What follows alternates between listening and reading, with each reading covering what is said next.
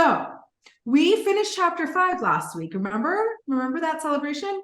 I'm not going to spend a lot of time reviewing because we did a very good review at the end of class, but I will kind of review and continue on and then transition into chapter 6 because it is obviously a direct continuation of what we've been discussing. So one of the questions that arose from our discussions in chapter 5, remember, we're discussing our connection, how we're connected, through what are we connected, what disconnects us, right? Sin disconnects us. What are the different variations of disconnection depending on what type of sin? And then we landed on the sins that cause Igeres, which is that immediate separation between the ages of 50 and 60. And we are pretty well versed in that area. But one of the questions that we keep discussing is, how does a person who transgresses a sin punishable by Igeres, how do they continue to live, right? So at the end of last chapter, we kind of reconciled that dilemma by explaining that when the vitality of the soul ceases to come from the divine, right? There's still remnants, there's that imprint that is granting vitality to the body. So we explained it in a few ways, right? We have the remnants of the energy, and then we have, remember we talked about like the imprint, like if you draw something on a paper and then like the imprint kind of leaves over it's not the actual thing, but it's like the imprint that also gives the soul the energy.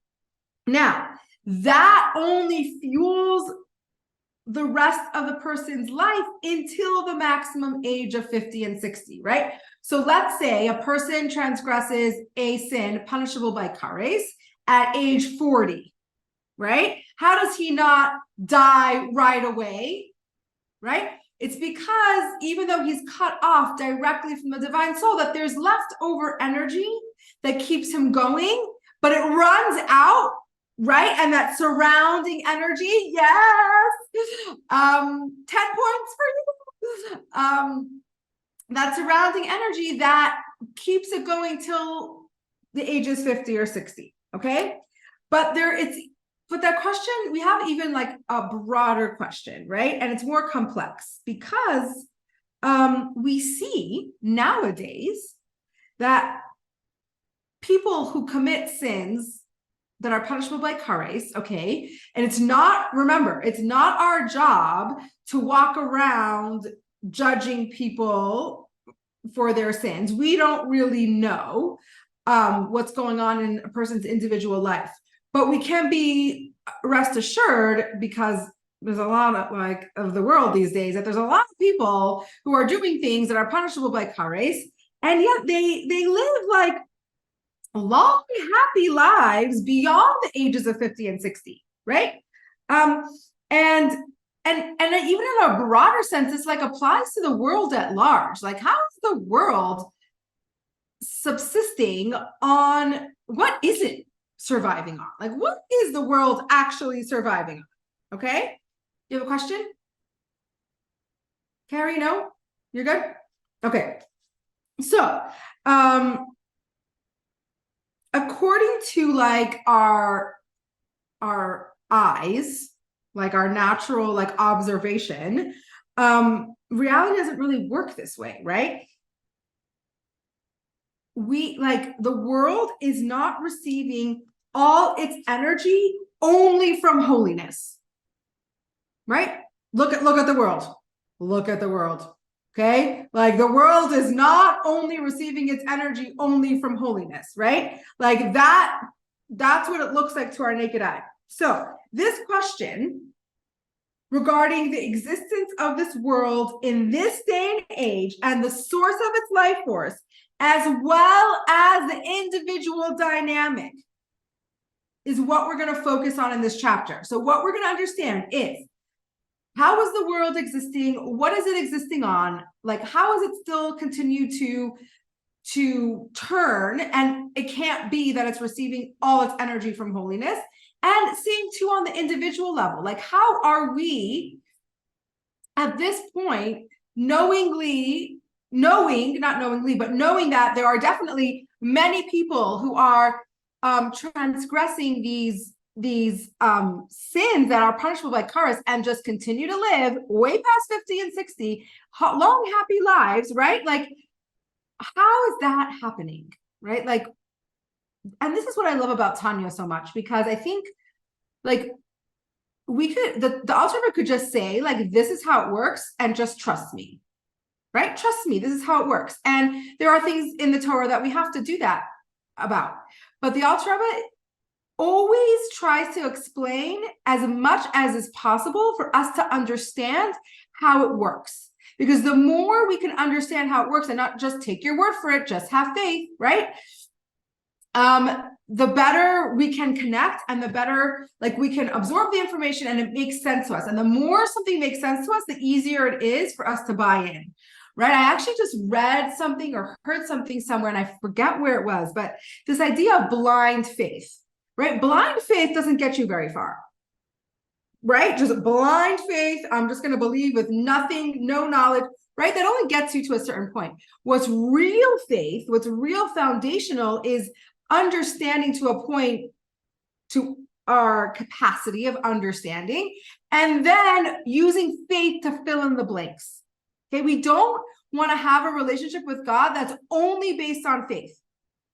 That is not sustainable, right? If you have nothing, no foundation, nothing to grasp, no tangible things to grasp on, then that relationship cannot exist solely on faith. So I just find it so fascinating because like, here we are, I'm like really like we are learning now like secrets of the Torah, like the inner workings. Like most people that walk around will not know this, right? Because they don't come to a class on the Igeres Hateshuva, right? Like gotta get them to come. But this is the beautiful thing. Like if you take the time, I was just talking to my mother this afternoon, and she's also teaching Igeres Hateshuva, and she was saying how like, you know, people come and go and it's much more intense. It's not like feel good learning where you just like get your inspiration for the day and right. Like Igeres Hateshuva is like the meat of it. It's like hard. Like you really have to invest and you really have to want to be there to actually benefit from it, right? And it's not everybody is on that space in their life. And so we were talking about how like it's not like even the first book of Tanya is like way more digestible, way like easier to just like find something inspirational and run with it, right? Which is so beautiful. The first book of Tanya is like always going to have that special place in my heart because it gives us that wonderful foundation.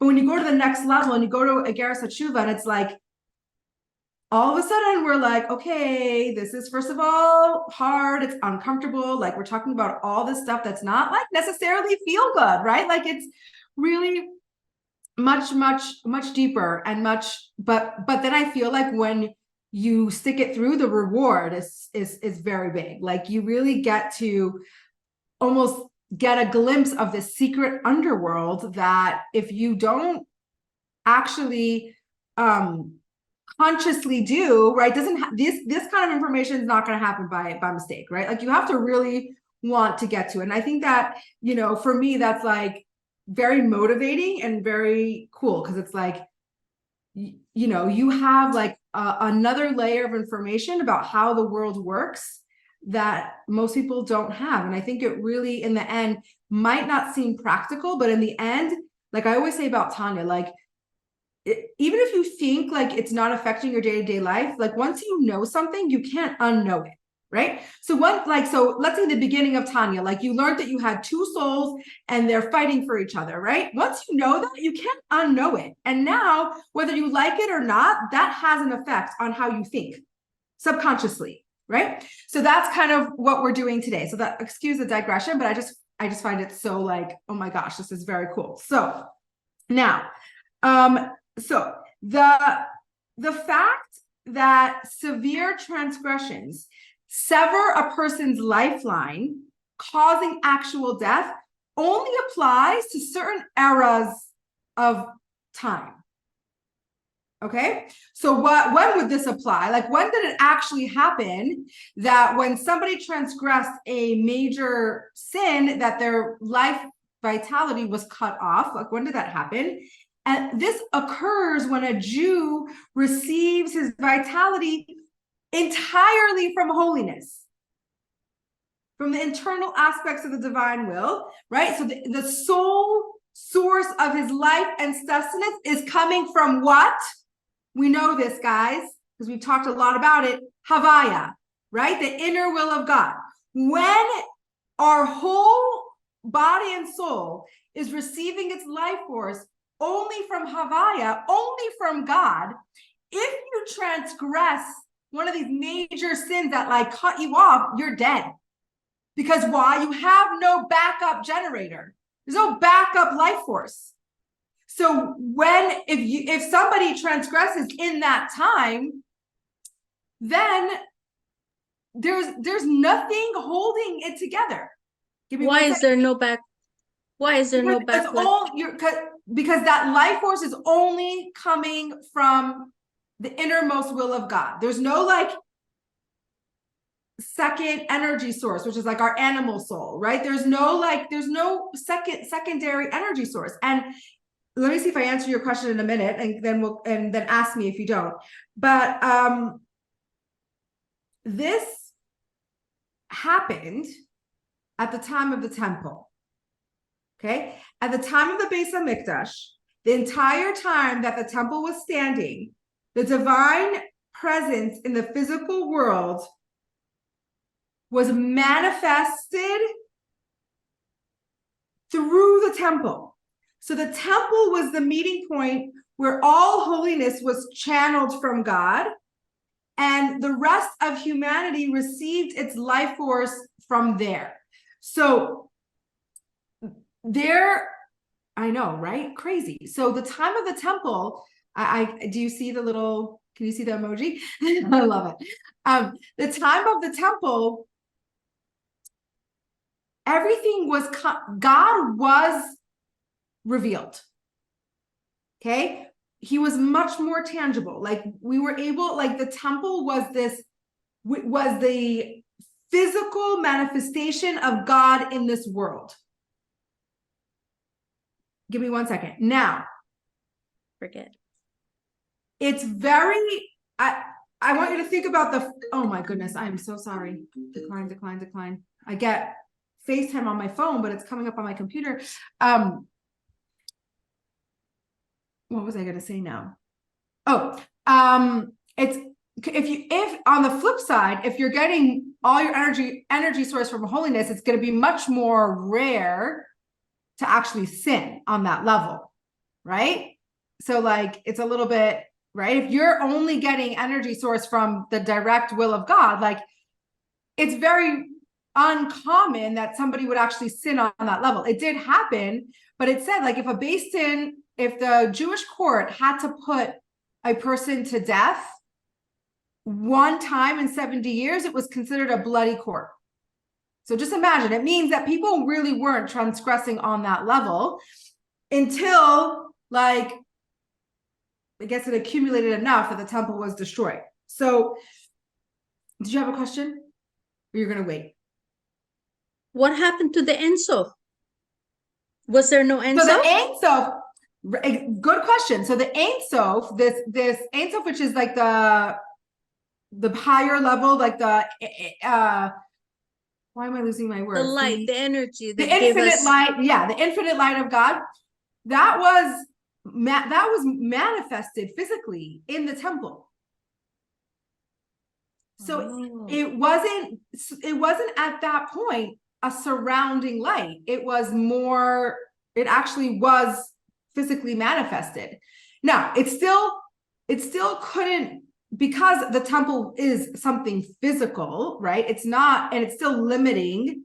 So it's not unlimited, but that Ein Sof energy, I'm also gonna I'm also going to just double check to make sure that I'm accurate on this information, but I'm pretty sure that the temple was a manifestation of God's infinite light down here in this world. So it kind of, I think after the temple is when that light left and became the surrounding light instead of something that's manifested in the world. But I'm going to double check because I can't say I'm 1,000% sure.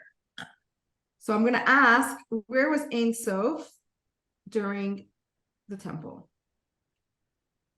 But from what I understand, is that when the temple stood,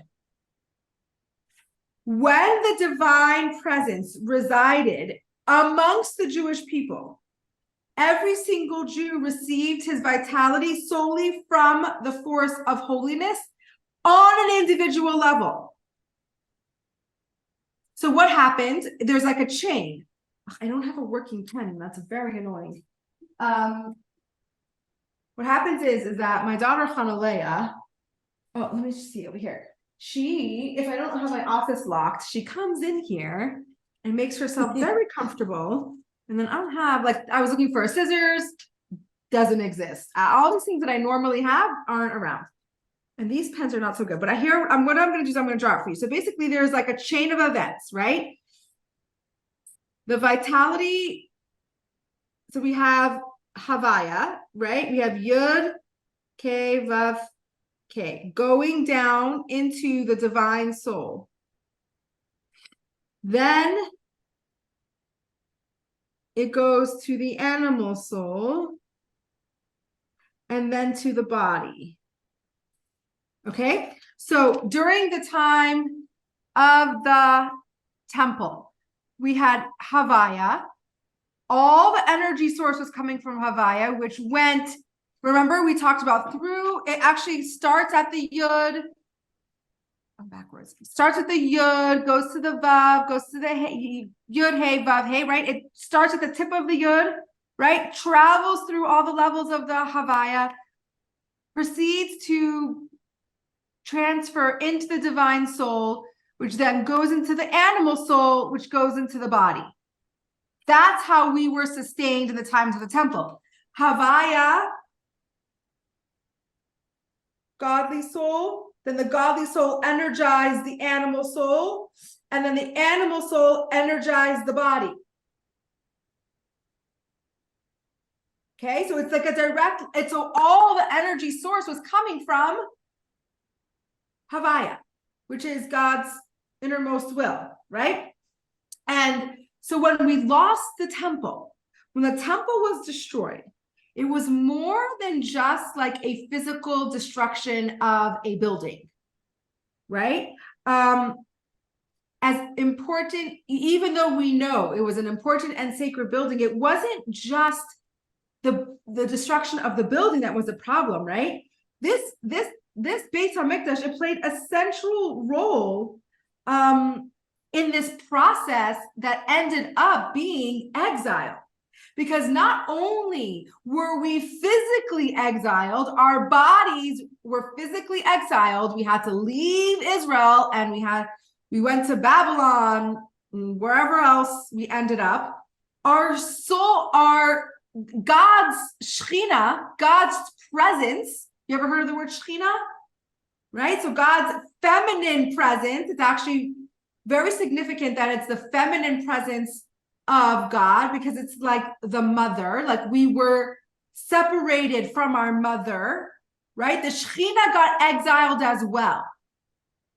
So it's like we don't always think about it this way, but it was like a two-part exile. It was a very, very physical exile, and then also a very spiritual exile at the same time.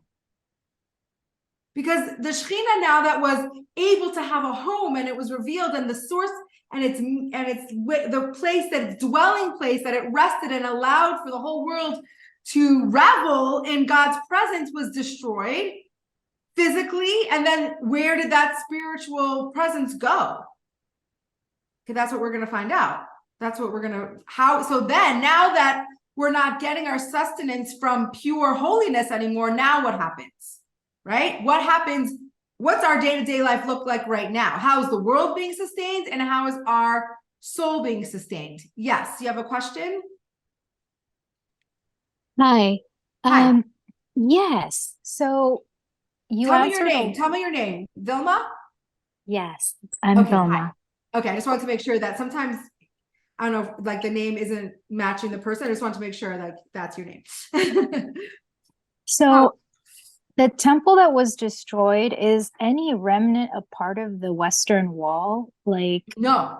So it's very no. interesting. The Western Okay. Wall is like the most, it's like the gate, it was like the wall, the gate that led you into another, right? It's like, I think there's like five, I don't know, there's a lot of entryways to get into the temple. The Western Wall for right now is the holiest place for us because that's the Temple Mount where the mosque is, right? That's where the temple was.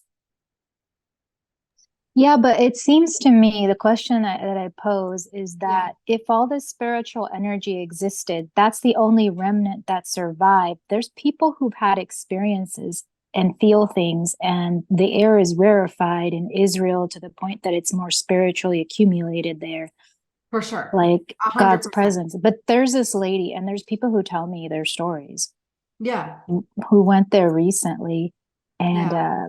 she did not like touching the wall because she saw so much pain that it scared her.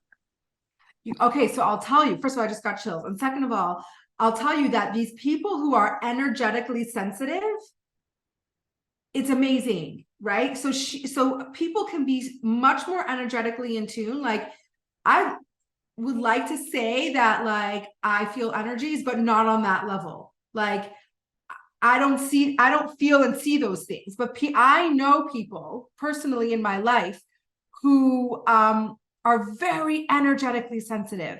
And I 100% believe and agree with that experience that she had. If you are energetically sensitive to a higher plane, I can only imagine what somebody must feel like at at the Western Wall, right? Because how much history and pain and godliness is there. If you are a little bit more sensitive or energetically in tune, I can imagine that being a very overwhelming and a very scary almost experience. I'm always fascinated by the, I have a very off topic, but I think it's just a cool story. A very close family friend that I grew up with, and she is one of those people that just like feel energies, also feel like premonitions. Like she'll be like she'll know, like she'll feel like something's gonna happen. And so my sister Devora got married a year ago. Okay, almost exactly a year ago. By my sister's like hospitality room and breakfast the next morning after the wedding, she comes over to me and she says, you know, Mazel Tov, whatever. She said, by the way, like Bracha, your next sister is she's gonna be married this year. And I was like, okay, great, but like I did not. I'm like, first of all, she's not even ready. Second of all, like none of my siblings got married within 1 year of each other. Like I totally dismissed it. And to the point where like I didn't even remember it happened. And then 6 months later, she got engaged. And I was like, oh my gosh. She told like I didn't even, I'm like, it was so out of the blue, so out of left field. Like, and it was like, there's people like that. I'm like, oh, she knew. How did she know? She's like, I'm telling you, I'm telling you. So just because, I guess back to what we're saying, just because I'm saying that that we now are, the world and our souls receive energy not solely from holiness, doesn't mean that certain places have a more potent energy to them, right? So I mean, I would say the whole of Israel is on that level, even more so at the Western Wall. I would say even someone who's not sensitive to energies at all will probably feel something somewhere in Israel, right? At the Western Wall, at a holy at Maras Machpelah, right? Like really hard not to to be into, like, just to feel the holiness. You have Abraham and Isaac and Jacob buried in this location. I mean, like, even if you don't, let's say you don't feel it physically, if you think about it, it becomes overwhelming. If you think about like the people that are here, like the energy that's here right now, it's unreal, right? So what we're saying is that the soul, of course, the world has to be propelled by God and by holiness, but it's not the only thing that's going on since the temple was destroyed. Does that make sense so far?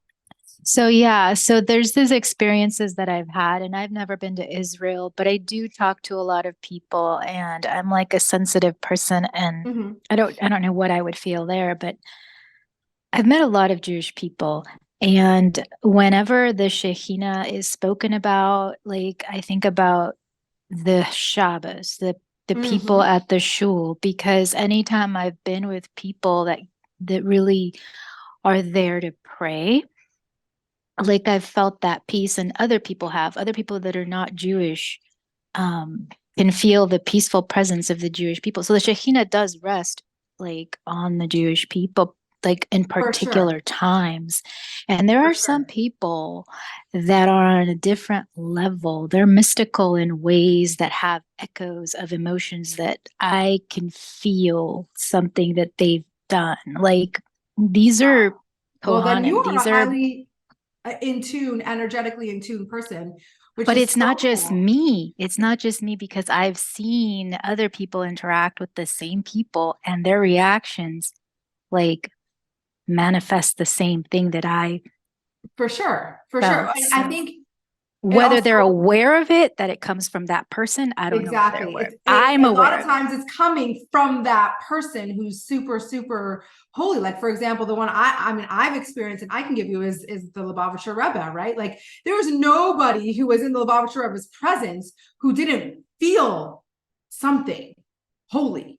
Like, there's no such thing, because it's not about you. It's about the Rebbe, who was like exuding this energy that you couldn't deny, right? Like, I've never heard in my life, and maybe there is, but I personally never heard someone say, I went to dollars for by the Rebbe, or I had a audience with the Rebbe, and say that they didn't feel anything super spiritual and unique and special. I've never heard of that, right? Like, it's just, even if you pass by dollars and you lock eyes for 3 seconds, like those 3 seconds, I mean, I remember as a child, I was a little kid, I can still tell you what it felt like, you know? So I think there are very, very, very, very special people who are extremely, where does this come from? Where does that energy come from? It comes from a very intense connection with God, right? So somebody who is a tzaddik, or somebody who's close to a tzaddik, who experiences this intimate relationship with God, it's going to come out of their pores, right? Because that's who they are. And that absolutely can exist today, right? That can exist today 100%. So I think you're all tzaddiks, especially if you're getting closer to God. You can have those moments. you can have a tzaddik moment. We are not all tzaddikim. If you've been to Tanya class from the beginning, we know we do not have an expectation from ourselves. No, but that moment, like I you can can like, have it 100%. yeah. You can have a tzaddik moment. I actually call them like more like Beinoni moments, but we can call them tzaddik moments too. But we also have to remember, like, realistically, like, what's in our power, because if we start to expect from ourselves something that is not realistic, that sends us down a path that we don't want to go down. But we've covered that in the first book of Tanya. But we can definitely have tzaddik moments. Every time we're doing a mitzvah, we are 100% in connection with Hashem in that moment. The difference of a tzaddik is that moment never goes away. But for someone who's having a tzaddik moment, it's a moment. It's not forever. It's not everlasting. But thank you so much for that. Yes, Carrie. Are we going to be discovering the backside of God? Oh, you betcha. No, I mean, like, now, are you onto yeah, that? we're headed there. We're heading on that on that train. I had that feeling. You had the feeling, right? Because if we're not getting our energy solely from holiness, what's happening? What happened to that energy that used to be manifest in this world, that used to be the thing that solely sustained us? What did that transform to? So Because if you did carries back then in the Beit HaMikdash times, you die right away. exactly. So if you transgressed a sin that deserved kares in the time of the temple, you were dead, because there was no backup system, right? You only got your energy from God. Once you severed that connection, it was severed, right? You didn't have a But chance. You didn't have you another have a chance chance. to I do mean, it. like, yeah, I mean, kind of like if you were gonna go down that path, even though your all your energy was coming from godliness, and you still found a way to transgress a sin that deserves such a punishment, then it was just done. Like There was no 50 or 60 years old. It was right then and no, there. right, exactly. It was just immediate. It was immediate. Now, and I think, okay, I probably shouldn't say this, but it's nothing bad. But like, I'm thinking that part of that the atonement for that person was in the death, right? So he still had to atone for that sin, but I think because he died immediately, that was part of the atonement process that allows him to eventually make it up to heaven. Do you get what I'm saying? Okay, whatever. So by the actual dying, he I was think getting cleansed already. it's part of the cleansing process. I don't know if it was completely done, but I Right. think it's made it part of that cleansing process. It would make sense, right? Right. So okay, so this divine presence didn't just live in unique individuals, right? It was with, like, nowadays, like we talked about, there could be a tzaddik who has this divine presence. That's for a unique individual. That's how we know how that works, right? Like, oh yeah, there's certain people who have that divine presence. That's how it's nowadays. But in the time of the temple, it was everybody. Everybody had that divine presence. And it was kind of sourced from the divine presence in the temple. The fact that the divine presence was in the temple allowed, it was almost like what was the catalyst for everyone to also have a divine presence. When the temple was destroyed, that Shekhinah, that presence, was sent into exile, and so forth, affected the energy source of all individuals from there on. How did the Ein Sof manifest itself? So the Ein Sof I manifested itself in the Shekhinah that was in the temple. But Ein Sof, I have to tell you, it's very, very complicated, because Ein Sof, by definition, is limitless. But even when we say the word Ein Sof, we're limiting. Like, it's very, very hard to talk about Ein Sof, because as soon as you start talking about it, you're limiting it. Do you get what I'm saying? So, by the way, if you stick with me long enough, and if I'm brave enough, maybe we'll do Shar Yechud Ve'Amuna, which is another book in the Tanya, which talks about the oneness of God in like 10 chapters. What's it called? Shar Yechud Ve'Amuna, the gates of trust. It's called the gates of trust. There we talk more about Ein Sof and all, the oneness of God. I am petrified of that book, so I'm not sure if we're gonna do it. I would have to get a lot of motivation, because we learned it in seminary and I loved learning it so much, but it's so esoteric. It's so lofty. It's so not tangible in some ways that it's scary to teach. Like, I don't know if I'm capable, but in there, like talking about Ein Sof itself has always been very difficult, because how do you talk about something that you really can't talk about, right?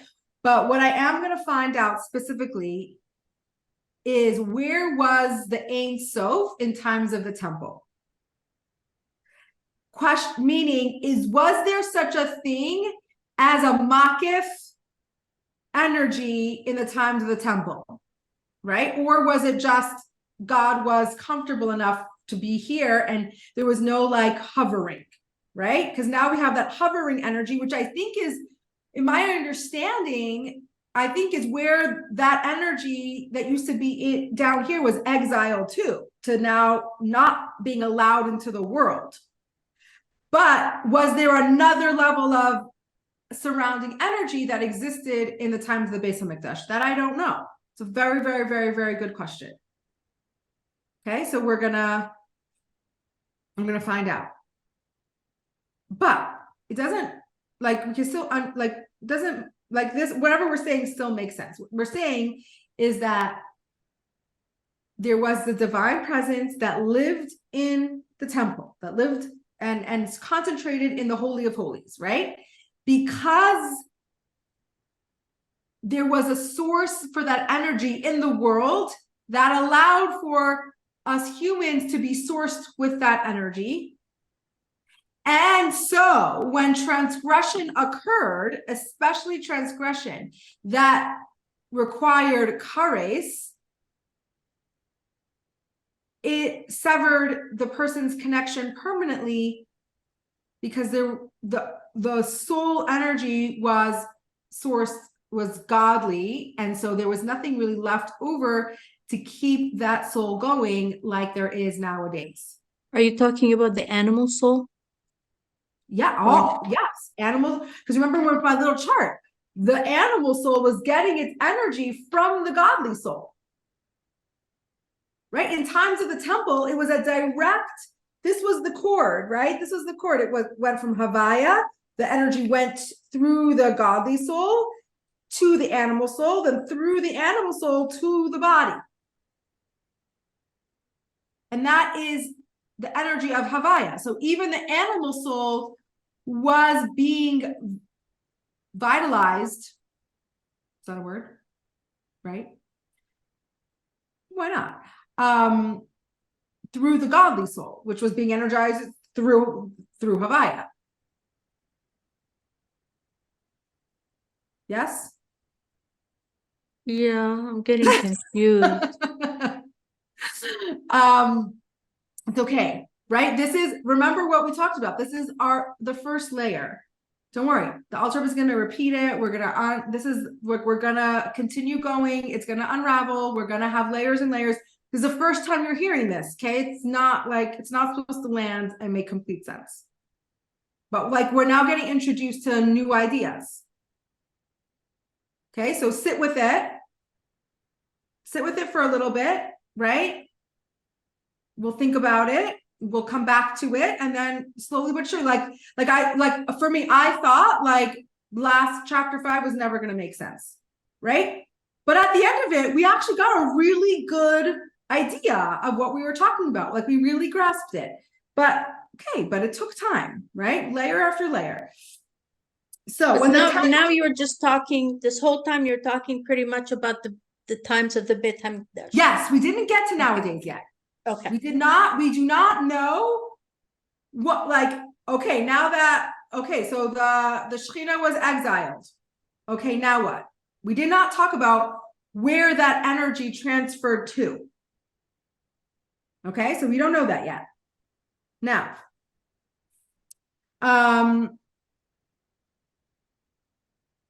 okay, this is interesting. We're actually we're going to talk about Ein Sof for a minute.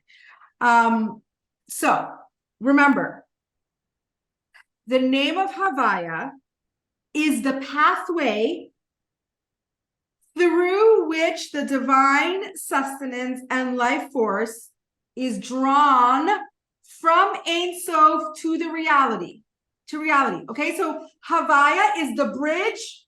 I'm gonna make another paper. This is why my board is supposed to work. Do you know that I made these are like a whiteboard and I can draw on it, but when I tried it in my Sunday Tanya class, it's too far. You can't really see. What, the green? The green thing is like it's a marker board. Like I can write on it. Oh, that's cool. Right, but like I'm gonna try it again, but like it didn't really work. You couldn't see.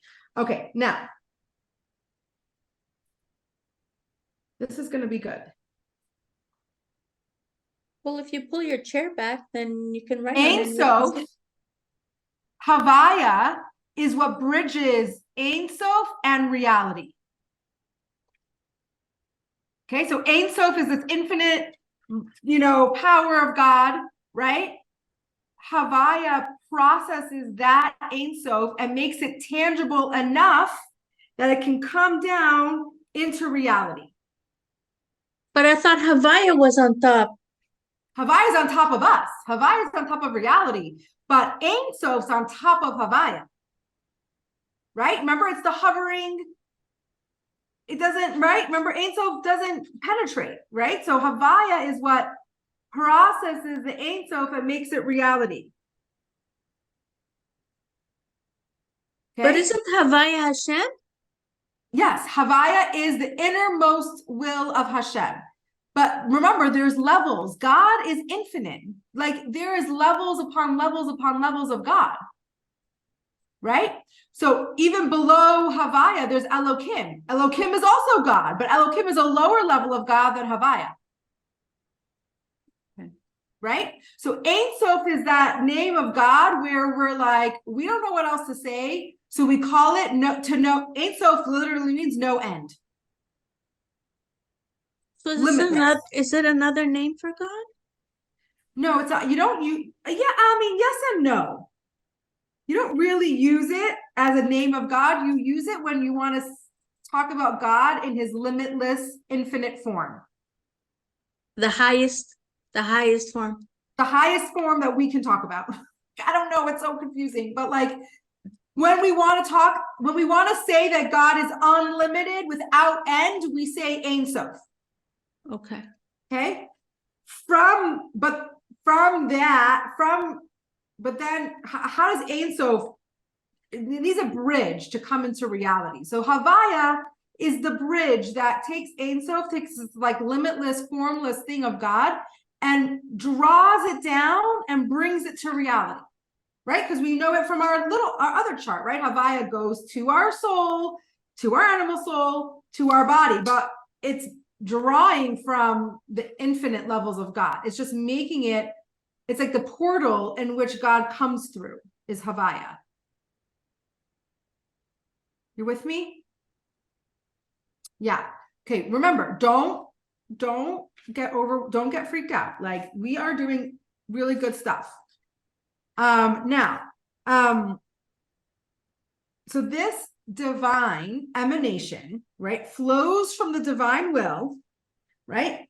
It gets embodied by the tip of the yud. Remember, it comes to the tip of the yud, descends through the yud, then the hey, then the vav, then the final hey, all the way down to actual physical life. Okay, we said this before, we're just being really more clear about it. Now, when a person would blemish his connection to the divine, it would immediately and directly blemish his own spiritual and physical well-being, i.e., he would not be able to continue living. Because that connection from Havaya to reality, severed. Back then. We're still back then. Okay? So I'm gonna wrap up in a minute because I want to give us time to do a meditation. Already. Oi. Oh, Oh, it's okay. Don't worry. Don't fret. I don't have Um, enough of you. If I ever feel bad about myself, I will remember Call that me. Harry loves me. I love you so much. Okay, now this is very, very fascinating. The sins of the Jewish people were not just sins committed by an individual. We're a nation, right? So they were also attributed to the Jewish nation as a whole. So therefore, when the collective sins of the Jewish people became too much, that's what caused the exile of the divine presence. Now, this is something that we talk about a lot even nowadays, right? Like, we do not operate as a separate entity. Like, nobody part of the Jewish faith gets to be like, well, it only affects me. Who cares what I do, right? No, we are one body. And I mean, we can't, like, you can't even argue that. Now, like, we literally feel like one body, one soul, right? But that plays out in so many different ways, right? So when we still pay for the sins of our fathers, right? The Torah says that, like, you will pay for the sins of our fathers. We're certain things that we live with because of the first original sin of Adam and Chava, right? Like, there's certain things that we still are trying to rectify in this world. So this is what I was saying in the beginning, when we sin, it's not just your sin. You can't just take responsibility for yourself. You are adding to the collective pile of the Jewish people, and vice versa. If you do something good, right? If you do a mitzvah, not only are you elevating your own soul, but you are elevating the whole Jewish body as a collective. So this, if we were to walk away with anything from today's lesson, forget about the esoteric stuff for a minute, right? It's important, but like, practically, if we were to walk away with something which is so pertinent to the times that we're living in, is nothing happens in a vacuum. By the way, I tell this to my kids all the time. I'm like, when you're in a bad mood, like, you think, I have my teenagers tell me, like, doesn't matter, I'm in a bad mood. It's my kids to decide. I'm in a bad mood, and then in my bad mood. I'm like, no. Yeah, you get to be in a bad mood, but don't think that you're in a bad mood and it's only affecting you in a vacuum. Like, first of all, if you're out and about in the house, then that energy, it disperses. Like, you don't contain energy, right? Like, energy affects everybody around you. So we need to start thinking about the Jewish people as I won't even say as a family. I would say as one body. We're one big macrocosm with a lot of different parts, but we make up one body. It's like, one family is not even the right description. We're one body. We're one unit. The Jewish people are a unit. So when somebody in the Jewish family is feeling pain, we feel the pain, right? We're experiencing that right now. Like, we don't even physically know these people. So how are we feeling so much pain? Because we're one body. We actually are one. And It's so true. It is so true. Right? It's so powerful. So we need to think about not, I'm trying to think of how to say this, but like, if we think that our actions are our actions alone, it's a selfish way of thinking. It's not that. It's not reality. You can convince yourself, you can decide that, what, my or how, like, the kids these days, my choice, my this, my, everything's my choice, and I have to feel comfortable, and my this, my that. Okay. And your choices, if you belong to the Jewish faith, are absolutely 100% affecting the whole body of the Jewish people, for the good right? If you look at it from the good side, it has so much power for the good, but also for the negative. So when we find ourselves in collective situations, it's because we got there collectively, right? And the people who are suffering, it's not necessarily their sins that they're suffering for. It's the collective Jewish people need a wake-up call, right? We need to remember that God is what gives us our life, right? And we need to realign and we need to reevaluate how we want to live. And you can see it in real time. Like what has been happening when our collective body has been put through so much pain. We've become stronger. We have become reconnected with our source. We have been obsessed with adding light into the world. Like, where does that come from? What other nation would ever think of responding to such pain in such a way? It doesn't exist, right? Because we are unique and Hashem gave us a special power that comes with a lot of privilege and comes with so much responsibility.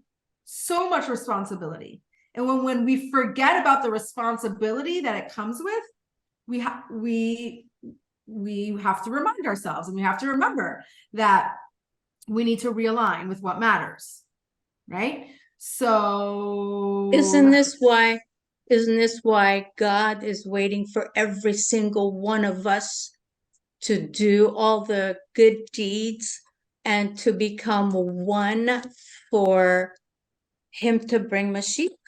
Yeah, so yeah, I mean, Mashiach is such a complicated thing to talk about because we don't, like, I have a hard time like really understanding and grasping what that actually is going to look like. But we were taught from a young age, right? Like every mitzvah that you do brings us one step closer to Mashiach. Literally, it's not a hoax. But the thing is, and also we say, like, you never know which of the mitzvah is going to tip the scale and finally bring Mashiach. It could be your mitzvah. You don't know, right? But my thoughts is that I don't know if Mashiach has to wait for every single Jew to recognize God and to be living a godly life. I don't think that that's practical. I don't think that's what it means. But I think as a collective, right? Like, you know, sometimes we have a body and not all the body parts are at 100%, right? But if the majority and if the godliness and the connection is outweighing Right. the other parts, then we bring Mashiach. And the people who haven't recognized God yet get to come along for the ride because they're part of the body. And then when Mashiach comes, they will recognize and see for themselves. Does that make sense?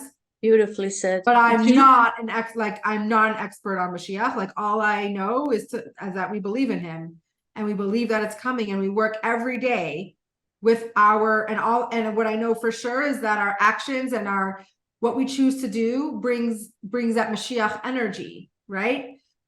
That's what I know. Isn't Mashiach more of a era? Mashiach is a person and an era. There's And a Mashiach is a person who will usher in the Mashiach, the Messianic era. Which will be even the third base on Mikdash, like this temple on steroids, like, right? Like even more than the first and second temple will Hashem be revealed. Amen. Amen. Amen. Okay. Any questions before our meditation? It's 8:29. Yeah. So I have a question Yes. because Havaya is a term that I have heard. It is the Tetragrammaton. It is God's divine name, and it is in the prayer book because there's a nighttime prayer that talks about, forgiveness and atonement and really like Teshuva type stuff about rectifying the name Yud He Vav He and Adonai. When we do tshuva, that's exactly what we're doing is we're rectifying that part of the name that got messed up. That is because of the sins that it was that Yes. connection was severed. So I understand that, but there's Okay. also something deeper to it, because I was listening to a Hasidus talk about how deep that is a part of the Jewish soul. The name of God is actually a part of the Jewish soul, so that it's felt like deeply. That's why it's like that connection that the Jewish people in their soul have to God, like the name of God is woven into your soul somehow. Like it's very hard to Yeah, explain, but that's what, yeah, exactly. That's what we've been saying this whole class, right? It's like the name of Havaya is which is with what our godly soul is energized by, right? It's the yeah, divine, but it's the innermost will of God that manifests into our soul. So it is literally powering our soul. yeah, Yeah, but it's it very, sounds very, very so fascinating. deep, It's so deep. deep and so layered. And we only can really kind of understand, you know, some of the layers of it, but we will never fully understand what that means, right? Because we can never fully understand God in all his ways. But like I said, when we study Tanya and we learn, we do get secrets of the world, right? And we do get a glimpse into the way God operates, right? Is this And part of Kabbalah? yes, absolutely. Tanya Yeah, is like part of Kabbalah. Hasidus goes into it like from a different perspective, and it talks about the will of God being the Ratzon, and how that is the deepest part of the soul, that the Jewish soul and whatever, you desire, like Mhm. is part of your soul, but it should be in alignment with God's desire. Like your will should be his will, like that oneness. Right. So that's a tzaddik. A tzaddik is Yeah. his will. That person's will is completely aligned with God's will. Hmm. Our And they, journey is we have opposing wills. God created us with two opposing souls in our body that oppose each other. And our job is to hopefully, through impulse control, and at the end, choose God's will, right? But that conflict of wills are still inside of us, but we have the power to choose God's will. And the more we yeah. do that, the more connected we are. Yes. Curry. No, I wasn't. Oh, okay. I thought you were raising your hand. Okay, let's do a meditation really quick because I don't want to keep you too long. And then we will, if you have any more questions, we can go from there. Okay, take a deep breath, wiggle around, get comfortable. Good. Your inhale, you can inhale with your eyes still open. And with your first exhale, you're going to gently close your eyes and you're going to relax your whole body. And I'm going to just remind you as we inhale and exhale, some thoughts to keep in mind during the breath work to hopefully enhance your experience. Okay, so inhale, open up your heart center for all the good and all the godly to let in. Exhale, release any tensions or negativity or fears. Exhale it out of your body and physically relax your shoulders.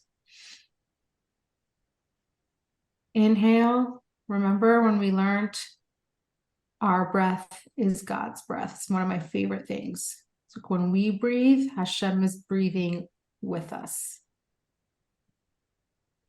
And exhale. Relax. Let it go. Inhale. Hashem has a special mission for you. That's why you're here. And exhale. Any pain, physical pain, emotional pain that doesn't serve you, you don't have to hang on to it. You can let it go. Last inhale. If you don't open yourself up, you're not there to receive. Got to remember that. Got to open yourself up to receive. And exhale. Any stubborn little emotions that are just wanting to hang around, you can let them go.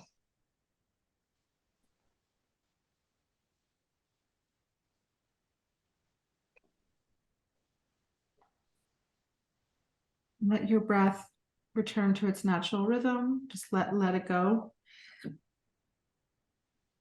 As we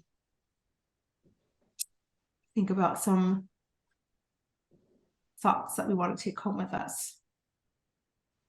Okay, so first of all, in the times of the Beis Hamikdash, the times of the temple, the world and us humans, Jewish humans, were powered solely by the divine.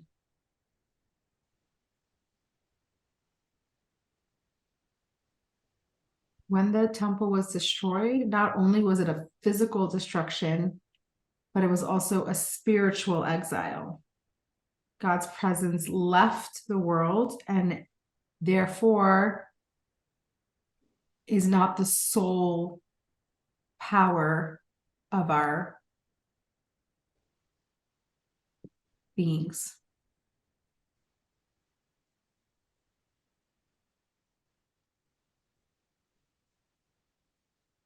The Jewish people are a collective body. Okay, so everything that we do does not happen in a vacuum. We are energetically intertwined and connected. I just want you to think about the power of that, the beauty of that. And also the fact that like no Jew can ever be really alone.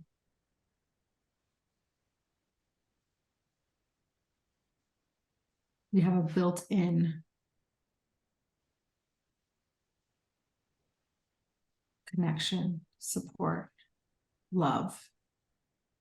And just think about when you go about your day, that everything you're doing is not only affecting you and your soul and your immediate surroundings, but the Jewish people as a whole.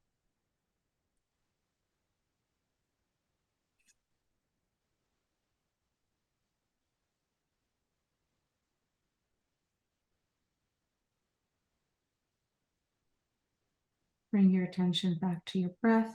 We'll do one more nice big inhale.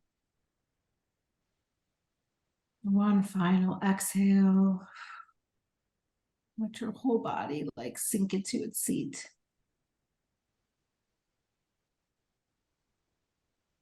And when you're ready, you can gently open your eyes. I'm going to stop the recording just because it's already going a little longer.